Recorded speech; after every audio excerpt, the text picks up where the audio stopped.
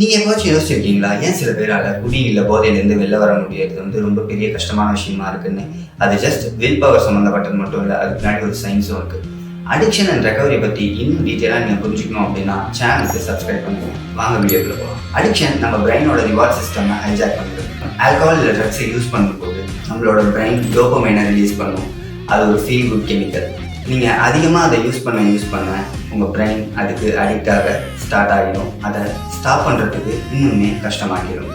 நிறைய யூஸ் பண்ணும்போது உங்களோட பிரெயின் எனக்கு போதை இன்னுமே பத்தலை அப்படிங்கிற ஒரு ஸ்டேட்டில் தான் இருக்கும். அதுக்காக நீங்கள் இன்னுமே அதிகமாக கன்சியூம் பண்ண ஸ்டார்ட் பண்ணுவீங்க.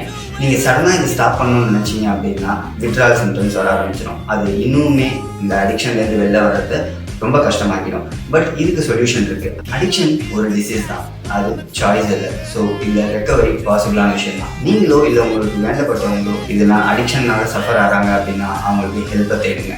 உங்களுக்கு குடியிலேருந்தோ இல்லை போதையிலேருந்தோ வெளில வரணும்னு தோணுது, என்னோட இன்ஸ்டாகிராம் ஐடியை நான் டிஸ்கிரிப்ஷனில் கொடுத்துருக்கேன். எனக்கு டிஎம் பண்ணுங்கள். ஏன்னா உங்களுக்கு சப்போர்ட் என்ன பண்ண முடியுமோ அது